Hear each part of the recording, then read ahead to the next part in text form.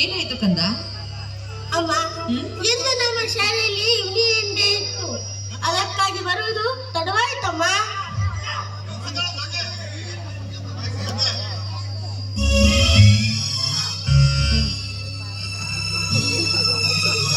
ಅಂದ ಹಾಗೆ ನೀವು ಆ ನಾಟಕ ಯಾವುದೇ ಇತ್ತು ಕಂದ?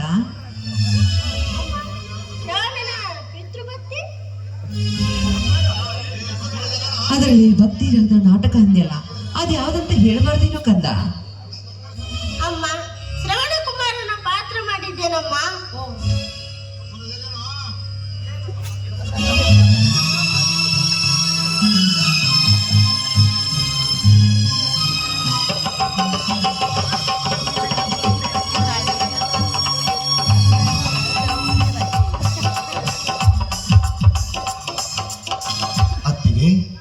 ಇಂದಿನ ಸಮಾರಂಭದಲ್ಲಿ ಒಂದು ನಾಟಕವಿತ್ತು. ಆ ನಾಟಕದಲ್ಲಿ ಉಮೇಶನ ಪಾತ್ರವನ್ನು ನೋಡುತ್ತಾ ಮನೆಗೆ ಬರಲಿಕ್ಕೆ ಮನಸ್ಸೇ ಬರಲಿಲ್ಲ. ಅಮ್ಮ, ಶ್ರವಣ ಕುಮಾರನು ಹೆತ್ತ ಕುರುಡ ತಂದೆ ತಾಯಿಗಳನ್ನು ಪುಣ್ಯಯಾತ್ರೆಗಳ ದರ್ಶನಕ್ಕೆಂದು ತಕ್ಕಡಿಯಲ್ಲಿ ಕುಳ್ಳಿರಿಸಿ ಹೊತ್ತುಕೊಂಡು ಪಾದಯಾತ್ರೆ ಪ್ರಾರಂಭಿಸಿ ಪುಣ್ಯಕ್ಷೇತ್ರಗಳ ದರ್ಶನ ಮಾಡಿಸುವ ಸಂದರ್ಭವನ್ನು ಅಭಿನಯಿಸುವಾಗ ನನ್ನ ತಂದೆ ಇದ್ದಿದ್ದರೆ ಎಷ್ಟು ಚೆನ್ನಾಗಿರುತ್ತಿತ್ತು. ಉಮೇಶ,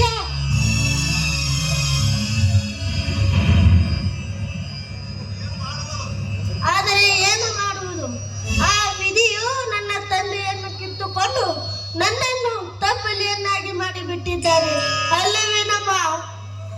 ಮಗು,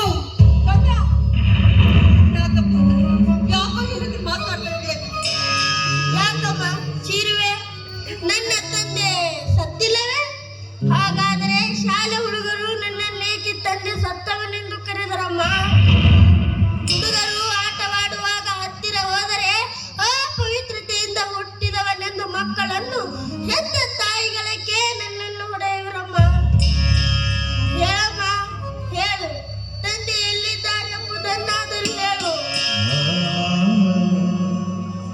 ಹೌದು, ನೀನು ಸುಮ್ಮನೆ ನಿಂತಿರಬೇಕಾದರೆ ನೀ ಪವಿತ್ರ ಗರ್ಭ ಧರಿಸದೆ ಅಪವಿತ್ರ ಗರ್ಭಧರಿಸಿ ನನ್ನನ್ನು ಹೊಡೆದಿರುವೆ. ಅದಕ್ಕಾಗಿ ನೀನು ಸುಮ್ಮನಿರುವೆ. ವಿಷ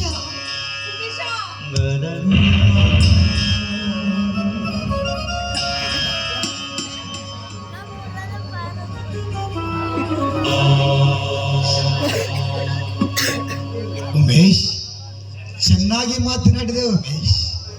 ಇಡೀ ಲೋಕವೇ ಬೇಕಾದುದನ್ನು ಮಾತನಾಡಿದರೂ ನಾನು ಲಕ್ಷ್ಯ ಕೊಟ್ಟಿರಲಿಲ್ಲ ಉಮೇಶ್. ಆದರೆ ಇಂದು ನೀನು ಈ ರೀತಿ ಮಾತನಾಡಿದನ್ನು ಕೇಳಿದರೆ ನನ್ನ ಕರುಳೇ ಕತ್ತರಿಸಿ ಹೋದಂತೆ ಆಗುತ್ತದೆ ಉಮೇಶ್.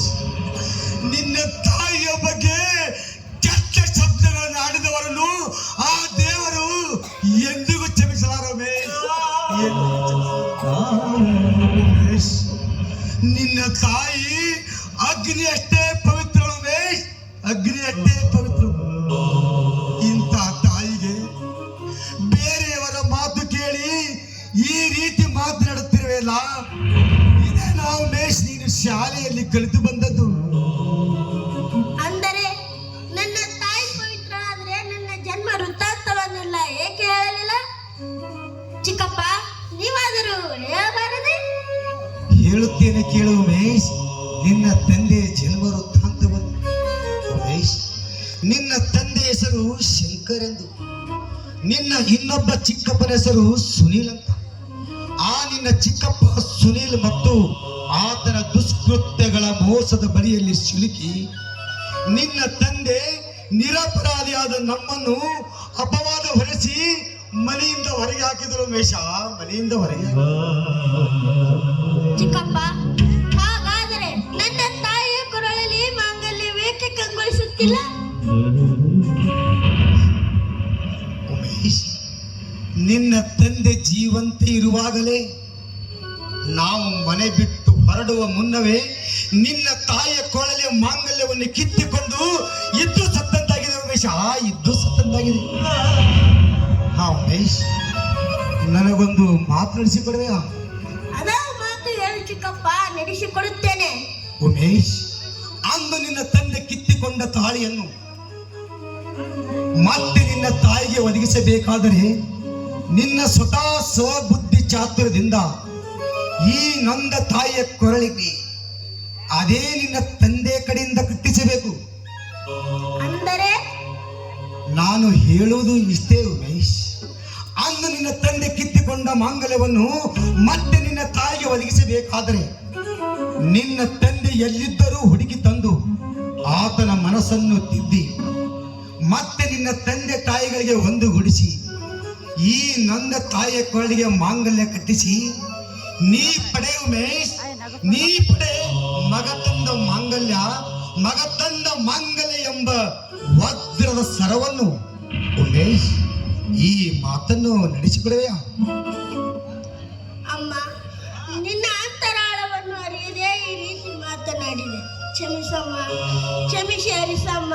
ನೀ ಹೋದ ಕೆಲಸದಲ್ಲಿ ಜಯಶಾಲಿ ಆಗಿ ಬಾ ಎಂದು ಉದಯಿಸುವ ಸೂರ್ಯನ ಮೇಲೆ ಜನ್ಮ ಕೊಟ್ಟ ನಿನ್ನ ಮೇಲೆ ಆಣೆ ಮಾಡಿ ಹೇಳುವೆ.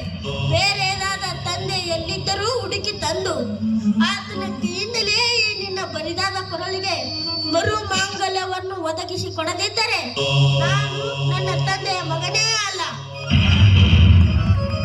ಎದ್ದೇಳಕಲ್ಲ, ನೀನು ಅದರೊಳಗೆ ಜಯಶಾಲಿ ಆಗಿ ಬರಬೇಕು. ಅಮ್ಮ, ಚಿಕ್ಕಪ್ಪನ ಒಂದು ಮಾತು ಹೇಳಿದ. ಆ ಸಾವುಕಾರ ಸುನಿಲ್ ನನ್ನ ಚಿಕ್ಕಪ್ಪನೇ. ಹೌದು, ಸುನಿಲನೇ ನಿಮ್ಮ ಚಿಕ್ಕಪ್ಪನ. ಅವರ ಮನೆಯಲ್ಲಿ ಸುನಿಲ ಮತ್ತು ಕಸ ಮುಸುರೆಯನ್ನು ಮಾಡಿಕೊಳ್ಳುತ್ತಾ ಎಂಜಲದ ಆಸೆಗಾಗಿ ತಿನ್ಕೊಂಡ ಬಿದ್ರುವ ಅವರು ನಿಮ್ಮ